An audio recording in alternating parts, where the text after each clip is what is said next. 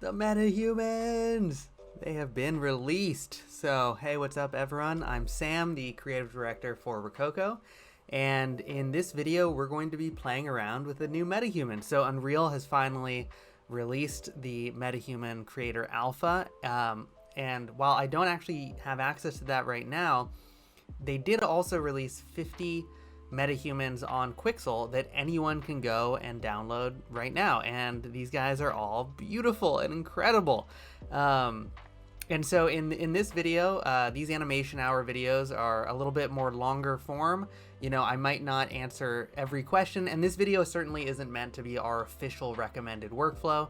But that being said, I'll be running through what I've been doing so far. You know, we've only had the project, we've only had the MetaHumans for under a week, so we're still figuring out our the best possible workflow. But in the meantime, hopefully this will sate your MetaHuman thirst that we're all feeling, and you can totally get all of your Rokoko Motion Capture stuff set up and running with the MetaHumans right now. The other thing to note quickly is just in this tutorial, the way that you currently get the data, your Rokoko Motion Capture data onto the MetaHumans, is we need to live stream it into Unreal. And then we're going to record that live stream in Sequencer, and then we'll have something that we could export and render, right? And so if I go into Rokoko Studio, we're actually going to be using a pre-recorded mocap asset that I made with the smart gloves and smart suit and our Rokoko facial capture app, which is on the iPhone. So you will need access to the live streaming plugins in order to do this. If you don't have access right now, there's a 30-day free trial you can sign up for to play around with this workflow, and then decide if you want to subscribe to unlock the live streaming features. But you will need the live streaming plugins in order to do this workflow that we're about to do. So that's caveat over. Let's jump into it and let's just get going. So today we are going to be working with these are the downloaded MetaHumans I have right now. We're going to be working with this guy, Druv or Druv. I'm probably butchering his name, but he is awesome. Really interesting skin texture and wrinkles, and then also his hair is really fun to play around with. And the other thing about him is that he's one of the more simple MetaHumans to work with. The MetaHumans are, while not super complicated, they are not super simple, if that makes sense. Some of the MetaHumans, especially with the dynamic clothing, they can be more difficult to work with. And so we're just going to keep it simple, keep it easy. Anyone who's wearing a sweater or a shirt is kind of easier to get this set up with right now. I have just a standard, completely new Unreal project open. But the first thing we're going to do actually is, because I installed Quixel a little bit oddly, so I need to install the plugin for each new project that I have. So the way that I can do that, and if we go into Unreal right now, I don't currently have the Mega Scans button up here, so I know that I can't send over a MetaHuman to this project as it is right now. I need to install the plugin in this project. So I'll go to Quixel.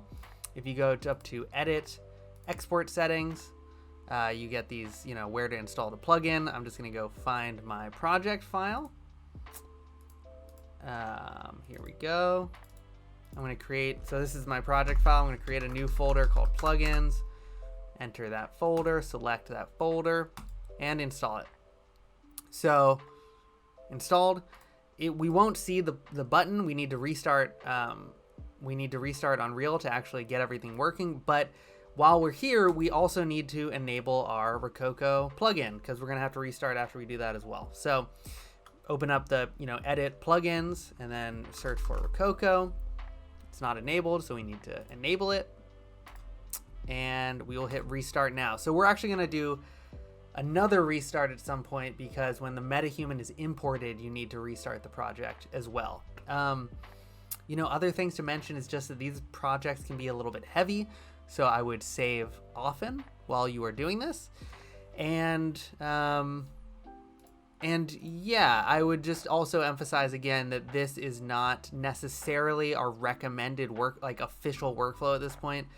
this is how I've been playing around with them so far. And so there's a little things that are a little wonky that will get ironed out as we continue to play with the MetaHumans. But this workflow does work very well right now. So Megascans button has appeared. I can now import over my MetaHuman, and if I just go back into Quixel Bridge and I hit this export button, we'll see if it works. It says it's exporting. If I jump into Unreal, it's thinking and doing a lot of stuff, and so it's working. Okay, so we finished importing our MetaHuman. You can see we have all these missing project settings. I'm going to enable all these, and then it will ask if I want to restart again. I do. Restart. Move my Quixel over there. And when we do restart, we should have our MetaHuman in the project ready to go. MetaHumans, here it is. So if we jump into this MetaHumans folder that pops up, you can see that we have a common folder, and then we have a folder for our character. We are going to be doing things with the common skeleton. So if you have multiple MetaHumans in a scene, you might want to stick to the Droove only skeletons. But for today, we're gonna use the common skeletons because that's how I've been doing it, and I haven't yet played with multiple MetaHumans in a scene together. So what do we need to do? So we need to prep not only the skeletons, which come in a default A pose, so we need to repose the skeletons to a T pose, which we have a good method for doing now, which I'll go through. And we also just need to tweak the blueprints a little and kind of set up our standard Rokoko live streaming blueprint in the MetaHuman. So what I'm going to do first is if we go into this his specific folder, you can see that his blueprint is not, the textures are not compiled yet. I actually am not going to compile them because we kind of want to have as soon as you compile the textures, the way the MetaHumans are set up is you're not going to be able to see the mesh on the skeleton all the time. So I'm going to do the reposing of our skeleton before I compile his textures. So to start that, we're going to start with his body. So I'm going to go to MetaHumans common. We're going to go to male because he's a male. You can also, the female skeleton is in here too, but we're going to go to male. Medium, that's his height. Refers to his height. Underweight refers to his weight. He's very skinny. And then you can see that the MetaHumans are split into these constituent parts. So as I was saying earlier about like the hoodie and the physics of some of the clothing, you basically need to set up each part of the MetaHuman separately. So in this case, the body and the face. If we were working with a MetaHuman with the hoodie, we would have to do the body, the face, and we would have to do the hoodie all separately. We need to set them all up and repose them all separately. So, yeah, again, this guy that we're working with is just one of the easier ones because he doesn't have dynamic clothing, so we just need to do 2 blueprints. So we're in underweight, we go to body, and we have our blueprint. It's not compiled, so you can't see anything yet. But if it opens up, what you can see is we have this mesh. And if we go to character, bones, all hierarchy, you can see the bones. And if we were to compile the textures, you wouldn't see this mesh anymore. Only the hands, I think, would be visible, or only the feet or something. So there's probably a way to see the mesh when it's compiled, but for now, I like seeing the mesh. So this is the way I'm doing it. Again, this is what I'm doing right now. This is not our official workflow. So first thing we're going to do is we are going to repose this character into a T-pose. So the way I'm going to do that is I opened up the body blueprint, and if you go to the corresponding skeleton here, click it, we will get into the skeleton for the body that we need to repose. So I'm actually going to shrink down my video here and move it over so I'm not blocking anything. And okay, we have this character. It's in an A pose. We need it to be in a T pose.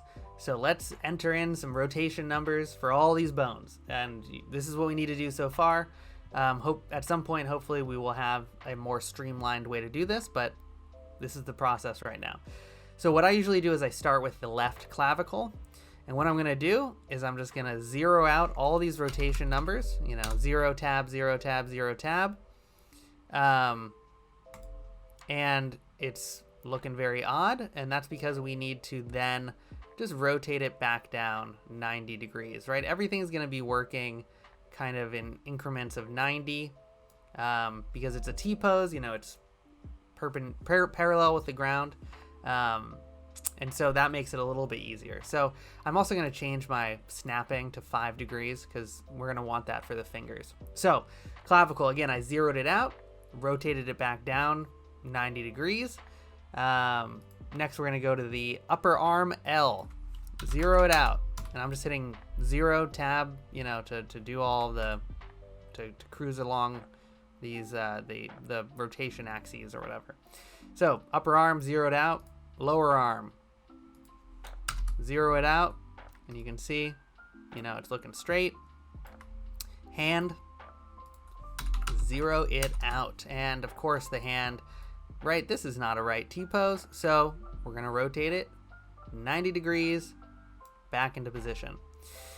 So now we get to the hand, which is a little bit of work because there's a lot of bones in the hand, but if you do this, you can get really good retargeting from your live mocap. So what I do first actually is I'm gonna go through and zero out all of these guys, all the fingers, including the metacarpal 1, 2, and 3. And the way I do this is, I click on each one, and then I just click and I hit 0, and I just keep going. I just got my finger on the number pad 0, so I can do this semi-quickly. Somebody leave a comment down below if there's a easier way to batch do all these rotations. I'm still a relative Unreal noob, so this is what I'm doing right now. If you select all the bones and you just enter 0, it doesn't work. So I'm sure there's a better way to be doing this, but put it in the comments below. So yeah, I'm just going through all of these, finger bones and just entering 0. And we're gonna actually go in and repose them a little bit more after we've done this. I just find it's easier to do all the 0 entering all in a row, Okay. Boom. So let's look at that hand. Looks pretty funky, but everything is straight at least. And we're gonna change it a little bit. So you can see this is what it came as, right? This right hand is untouched. And we want it to be as much like this, all the fingers in a row as we can. And what I was saying about the compiling is if you were to compile this, we wouldn't have a mesh anymore to see kind of what we were doing. You just have the bones, which is a little bit harder. It's still possible, but it's a little bit harder to do. Okay, so the way I do this is basically your middle finger is gonna be your guide. The middle finger is gonna be straight. Excuse my middle fingering, but it's gonna be straight out from the hand. The rest of them we're gonna kind of pose out a little bit. So the middle finger, I'm not gonna touch. Metacarpal, we're gonna start just by cruising it over 5 degrees, and we're looking for this nice little finger separation. And then we want all the fingers to be lined up. So I'm gonna move this finger back, right? So now the middle finger and the index finger are kind of aligned, and the metacarpals aren't too close. So I know this is a lot of like jargon or whatever, but this is the way it is. So for the metacarpal, I'm just gonna move it, the ring metacarpal. I'm gonna move it over, get that little separation. So that was 10 degrees, I moved it over. In ring 1, move it back, so it's all in a line. Let's go grab that pinky, move it over till I see that little gap, and then move it back. And so this is touching. We actually don't want that. So it's actually 20 degrees, I believe, for the pinky metacarpal. And then you just want to make sure all of these guys are parallel, right? Thumb, same kind of process. Going to kind of move it out until there's a little separation there. And then thumb 2, move back into line. So there we go. So that's the hand, looking nice and reposed and not too tough. A few minutes of work, but now it's ready to get really good mocap is the important part. So let's do the right arm. So I'll cruise down, I'm not blocking still my video, that's good. Clavicle, zero it out. This is gonna look real funky because what it did is it actually it's reversed, right? So we need to move this guy back up. Actually, no, sorry. What we need to do is we zeroed it out, and then we're gonna rotate it 180 degrees.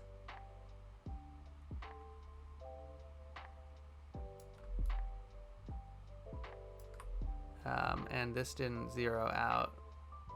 Wait a second. Let's go back and redo all this. Okay, so we have the clavicle, right? And this is, we can just change this actually to, no, we should zero it out. Okay, zero it out, 0, 0, 0, right? And then we need to move this 180 degrees and then move it down 90 degrees. So now it's in line again. And that's just because it's the numbers are, rotations are reversed for the right versus the left. And so when you zero it out, it looks a little bit odd. Hopefully you could follow that. Upper arm, we're just gonna zero these guys out. 0, 0, 0, lower arm, it's only the Z, 0. Hand, 0, 0, 0. You can see that it's rotated. Common sense would dictate that it needs to rotate 90 degrees this way. And you can see the little degrees as I'm moving it there, which helps. And now we need to do the exact same process for those fingies. So start going through, and maybe I will cut in the video so you guys don't have to sit through this, but you know, another 3 minutes or whatever it'll take me. Cut. Okay, look at that. Finger reposed, ready to go. And so now what is very important that you do is not to navigate away from this window before you create a pose asset. So this is going to repose our skeleton in the blueprint. So we need a pose asset basically to do that. So what we're gonna do is after we've done this, and again, not close this window or navigate it away or anything, as soon as we've done this, create asset, create pose asset, current pose. I usually throw the pose assets in under the specific MetaHumans kind of folder, so right there, and okay. And so if we go to his folder, here's our pose asset, and now we can work on his blueprint. So if we go back to the body, again, we're just doing the body blueprint here. So this is our skeleton we were just working on, and as soon as I created that pose asset, you can see, you know, it went back to the A pose. So that's why it's important you do it. You create that asset without closing this window, because it'll go back to the A pose automatically. But if we jump back to the blueprint, which was just this tab right here, you know, when you open up blueprints, sometimes it will go to the event graph and not the animation graph. We need to go to the animation graph, and we're going to build a new blueprint on here. We don't actually need any of these. I'm not going to delete them, but we're going to ignore what's here. So this now kind of follows what we typically do when we're streaming out to a character in Unreal. It's the same blueprint nodes and everything. We're going to start with a local to component node. Local to component, not component to local, local to component. Drag this guy out. If you type in SM smart suit, we'll get the Rokoko body pose node. We need that one. And then we are going to just connect this to the output pose. We need a component to local node as well, but just when you connect it to the output pose, it automatically creates one. So I don't create one anymore. Okay, now we need to make a few changes to this Rokoko body pose node. First of all, if we zoom in here, you can see it says Rokoko actor name. So I'm going to change this to Sam. You basically want to change this to the actor profile of the mocap, either pre-recorded mocap asset that you use. So here's the take, and it's with Sam as the actor profile. If you're doing this live, like with your mocap suit on, and you're just you know, streaming out like 1-to-1 live. It's always the actor profile. That's all Unreal cares about. It's what is this actor profile where the mocap is coming from. So it's Sam in this case. So I'm just going to put Sam. And then we also need a bone map override. So right now we don't have anything in here. I will have this. I'll either have this project or just this bone map override MetaHuman bone list available in the description below, so you can go and download that. You don't need to make one, but I am going to copy it and throw it into the content folder of the project I'm working in. And when I do that, we can even go back to content, and here is that. It's called Seneca Bone List, which is one of the MetaHumans names, but this is the bone list we need to use. While we're here, I'm going to save. I haven't saved yet. I should be saving more. Save. These projects will crash. It's heavy.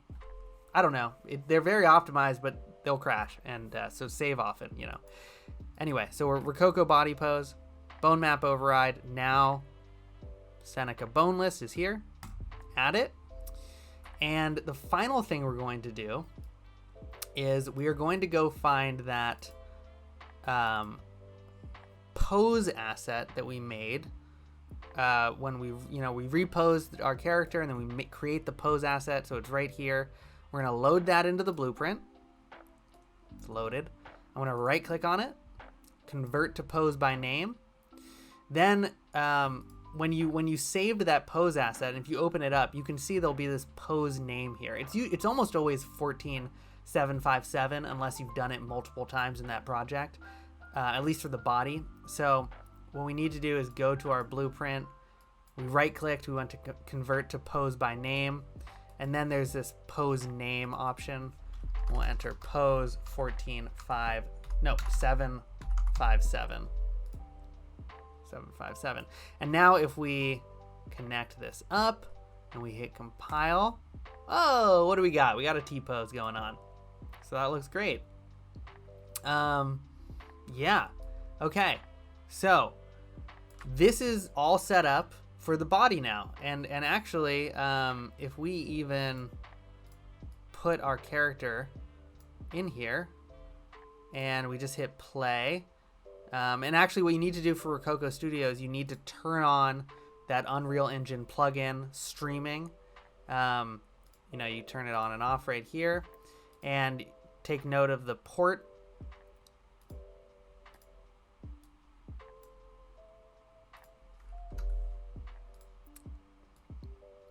So now we can do the face. We need to do the same kind of thing for the face. It's a little bit less work, but we need to affect the face blueprint. So I'm going to go back into content, MetaHumans, common, face, and we have all these blueprints. I'm going to select the face blueprint, not the face post-process blueprint, the face blueprint.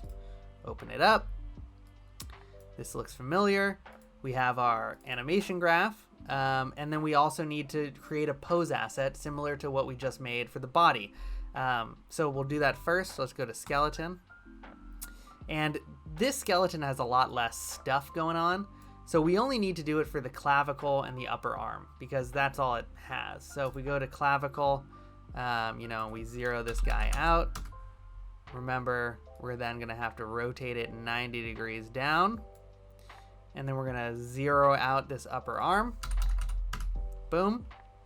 And then for the clavicle right, zero it out. It's going to look super weird. So we need to rotate it back 180 degrees and then rotate it down 90 degrees. And this looks a little funky, but it is actually correct.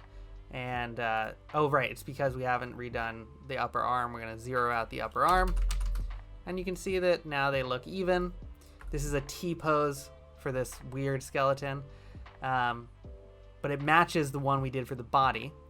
So now we're going to create pose asset, current pose. I'm going to throw it in that top level of his folder.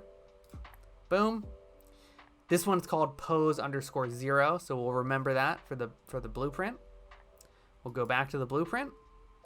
Again, we went to the animation graph, and here we need to do a couple things. We need to first take this cache pose.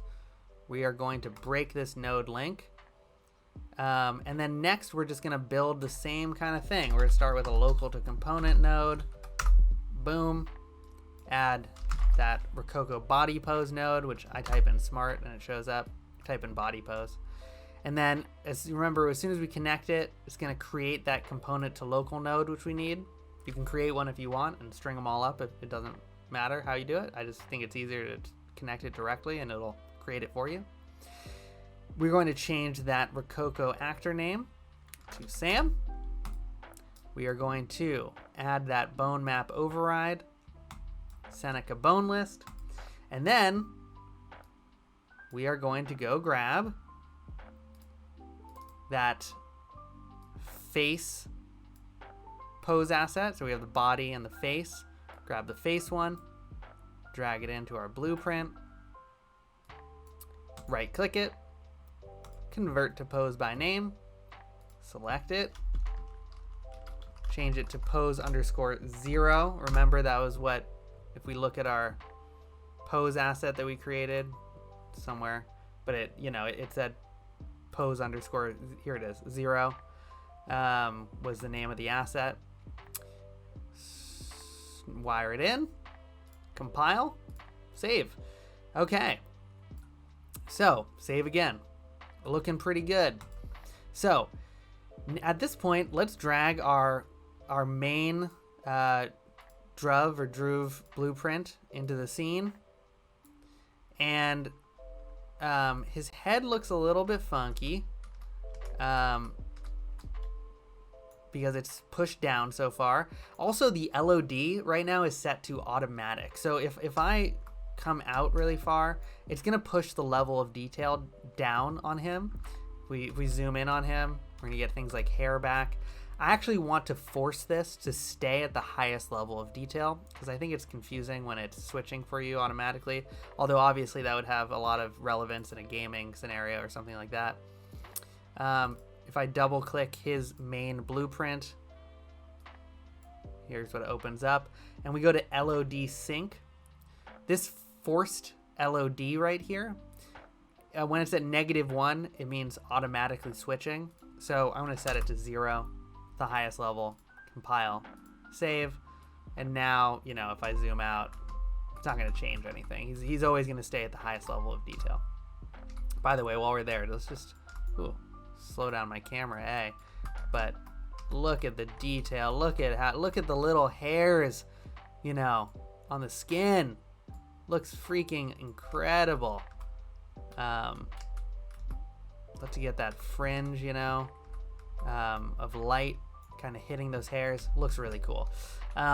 So he's set up, he's ready to go. Now we need to do a few things in our project to get our mocap streaming in. So the first thing that we're going to do is I'm going to select him, and I'm going to type in this live link face subject. I'm going to type in actor, then my actor profile name in Rokoko Studio, which is Sam, remember, SAM, actor, actor profile name, face. And you can wait. This will become a drop-down menu when we start live link. I like to type it in and save it, because every time you open this project, you'll have to restart live link, and it won't remember this typed in information if you do it as a drop down. So I like to type it in manually. It will be available as a drop down as soon as we start the live link up, but that's what I do. So then we need to do two things to get Unreal ready to receive our Rokoko Studio motion capture. We need to add a Rokoko receiver. I'm gonna grab this Rokoko receiver, drag it into the scene.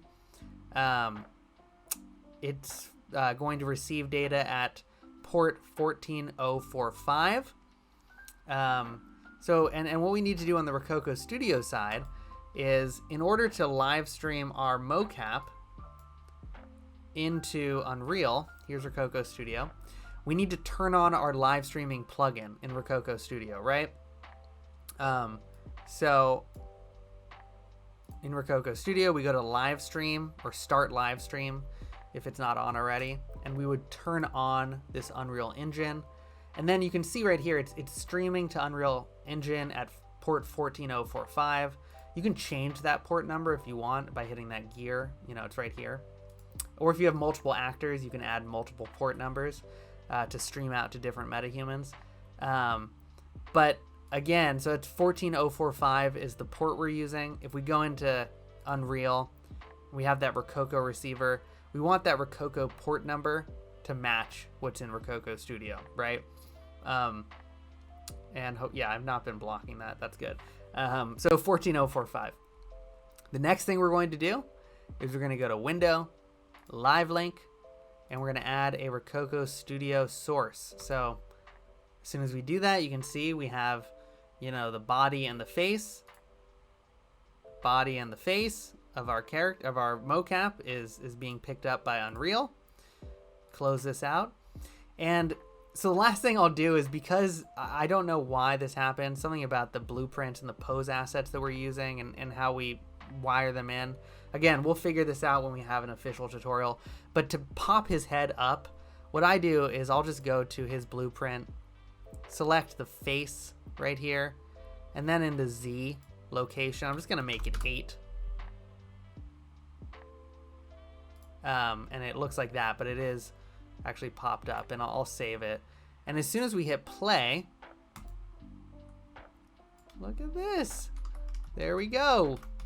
He is, you know, in pose. And if I go back to Rokoko Studio and I just hit play on this, so it's running in the background. Again, if I had a live suit on, it would just be picking up my motions already, but here we go. Looking great. Look at those hands. Looking awesome. Man, I just, this still blows my mind. It's so cool that these guys are all working and this all looks great. And there's also some more posing. You know, you could when you're making your body pose asset, well, and if you affect the clavicle, you have to do it for the face as well. But you could push the clavicle forward a bit more, and that would make his shoulders maybe a little bit less, you know, pulled back. But that's something we can do next time. This, I think, looks really good. So, the mocap is working. It's all working. It's great. The question now becomes, how do we record this mocap, you know, so that we could like export it out in a sequence? And we'll go through how to do that right now. So again, I'm going to Shift F1 to get my mouse back in Unreal. I'm going to hit stop right now. I'm just going to save because I'm saving a lot. And what I'm going to do now is I'm going to create a cinematic. I'm going to add a level sequence. I'm going to call it Druv render, and I'm going to add it to the main level of my project. I'm going to save it. It'll jump into that. So now in Sequencer, we are in a level sequence. And this is important because when we're exporting out and we're rendering, we need to be able to render out a level, a specific level. So we're going to know we want to render out Druv render, right? We just named our level sequence, which we can always find in our content browser at that top level, right? It's right here. So we're in Sequencer. But what we're going to actually use to record this is the take recorder. So I'm going to click it, and we are going to add our character to the take recorder. Go to plus source from an actor, you know, go down and select our character. It unlocks this, you know, this little record button or whatever. I'm going to do it in 30 frames a second because that's what I like using, actually. 24 is fine too, but you might get some more jumping on the hair is kind of, I don't know if that's true, but that's what I feel. So I'm going to use 30 because that's what I've been doing. So how do we record some of this data? So what I'm basically going to do is as soon as we hit record, it's going to give us a countdown. And I would normally, what I would do is I would have this on pause, and I always do this. Like, you could record from a live mocap suit if you wanted to. I think it's best to always record your data in Rokoko Studio like this, you know, have a pre-recorded asset and stream that out, because I might want to add some filters to fix any drift or foot placement or something like that. So the best way to do this is always to record your data to Rokoko Studio, not to Unreal Live. You want to record it to Rokoko Studio and then stream that recorded data to Unreal Live. And the way that we do that is basically I would get this queued up to like where I wanted to record. Let's say I wanted to do the whole take. So I'd put my playhead at the beginning. I'm going to move this off to my other monitor. You can't see it, but it's there. And what I'm going to do is I'm going to hit play so that, you know, we are receiving data and everything. Shift F1 to get my mouse back. And what I'm going to do is I'm just going to hit record. Boom. And then on this other monitor, I'm going to hit play. And so now, you know, we are recording all the data that's coming from Rokoko Studio into Unreal to our character, kind of. It's not really to our character. It's more like it's creating an animation sequence, which we'll then be able to assign to this character. So we aren't doing a whole ton here. So we can stop recording this right now. We don't need a ton. It's 24 seconds worth. Hit stop in the bottom right. Stop this in Rokoko Studio. Stop. We don't need that anymore. And now, and let's hit stop in our playhead. And I got this warning here about the chain of references. I'm going to hit no. I don't need to find them. It's what I've been doing, and it doesn't seem to make a difference. So I will now hit stop. And so now how do we get that data onto the, you know, our character in the scene? So now we're in sequencer. I'm going to add actor to sequencer, add this blueprint in our scene to sequencer. And when we add it to sequencer, it's going to come in with this control rig and this facial control rig. And if you see we play, nothing's going to happen. So what we actually need to do, and you know what? I don't actually know if I'm in that level because the view range is in seconds and not frames. So actually, I think I need to go back and make sure I'm in that sequence that we created, druv render. So double click that, yeah, and I wasn't. So always make sure you were in that sequence that you're going to be rendering out before you do a bunch of work, because obviously that will be frustrating. You go through all this stuff and you realize you weren't putting it in the right sequencer level, and then you have to do it again. So I, you know, double clicked my sequence. I'm definitely in there now. I'm going to add our character to this sequence. We're going to get the control rig and the face rig. I'm going to delete them. I'm not sure if you can do additive changes on here. I'm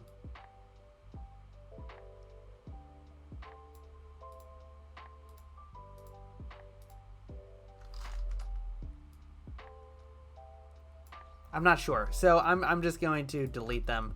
And we'll figure out a way to do mocap tweaking in our official tutorial. But for now, we don't need them. So we have the body and the face. We are going to plus track on the body. Go up to animation. And we're going to find, it's usually the last, you know, it's the last one we recorded. So it's this BP druv numbers. So we're going to select that. Yeah, you can see here, this is how you know you're in the right sequence. It's in frames by default. But we're going to select that. And now if we hit play, oh no, actually nothing's going to happen. What we need to do is select our animation track and then go to disable post-process blueprint. And as soon as we do that, now the animation will play. And if we go, what I like to do is I keyframe this as well, this disable post-process. I'll keyframe that just to make sure it sticks because we don't want it to reset somehow. So that is done. Then we're going to go to the face. And for this one, we need to go plus in the track, you know, add animation, add the animation. So this is kind of working, but you see it's not moving, like the face isn't moving around in space. And that's because we need to, oh, I did it at the wrong frame, so I'm gonna move it back a frame so it's in sync. I did it at frame 1 instead of frame 0, so watch out for that. But we need to select this face animation, and then we're going to go to animation mode. We're going to use animation asset, and I just want to make sure I'm not blocking all of this. Hopefully I haven't been.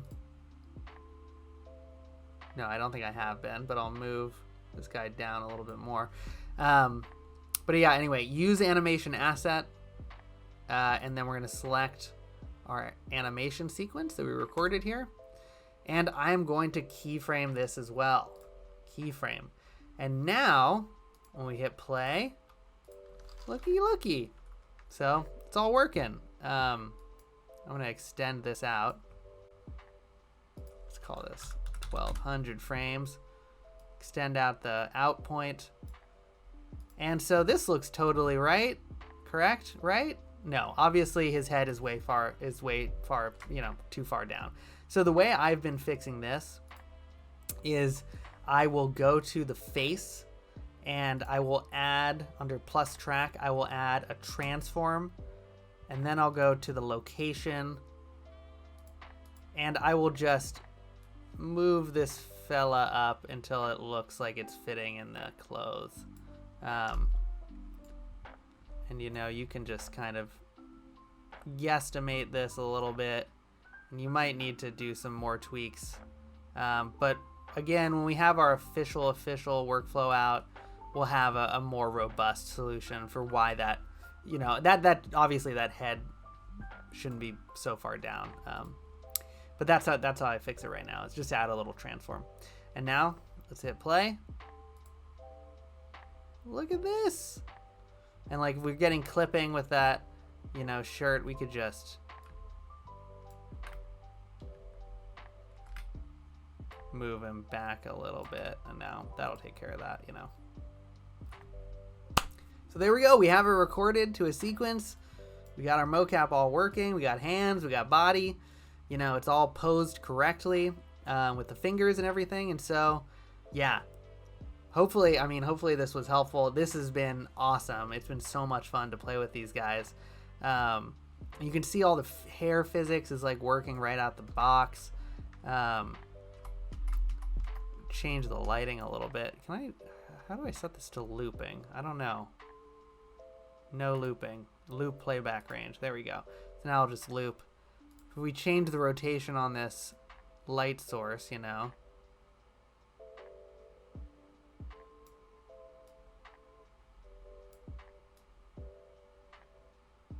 make it look a little bit better.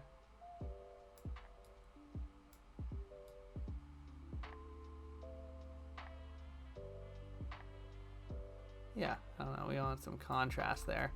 Yeah, but there you go. That's pretty much it. That's the workflow right now. So, I realize that this is, again, as I've said multiple times, this is not our official workflow, recommended workflow yet. Make myself a little bit bigger. But that's coming very soon. We'll have that for you guys. We just want to make sure it's really baked. The thing is also, this is an alpha that's been released. So it's all going to change probably a little bit. It's probably not all going to change, but it's going to change. And so, this works great for now. We will have an official workflow and an official demo project for you guys to download. In the meantime, you can go grab that bone list. That'll be in the description. And yeah, please put any questions you have in the comments below, and we'll get to them, because I know this was a lot of information and it can be confusing. And but yeah, we want to help you guys get the most out of these MetaHumans. Man, we hope you're enjoying them. It's incredible that they're all free. And yeah, we will see you. Keep checking our channel for more content. We have a bunch of rendered video with a bunch of MetaHumans up on the channel right now. You can go to see if you want to see some more MetaHuman goodness, when it's all rendered out. The way that I usually render this, not to go on a more of a tangent, but I will go to cinematics, movie render queue, and then again, because it's a level sequence we added, we can go to that level sequence, add it, and then we can do, we want to do a PNG sequence here. We want to have really specific anti-aliasing stuff. what I usually go with is if you have the bandwidth to do it, you know, I'll do like 8 override anti-aliasing, leave this at none, 120 on the render engine warm up, so it has time to think. These are settings that I got from the Unreal manual and a bunch of other tutorials that had high quality render settings or whatever. So this is what I usually do, and then I'll hit accept and render, and it will render out. But yeah, again, as I said, questions in the comments below. We hope you liked this. We're having so much fun with these guys. We will have more information coming soon. Stay tuned to our channels, and yeah, have fun with the MetaHumans. See you, everyone.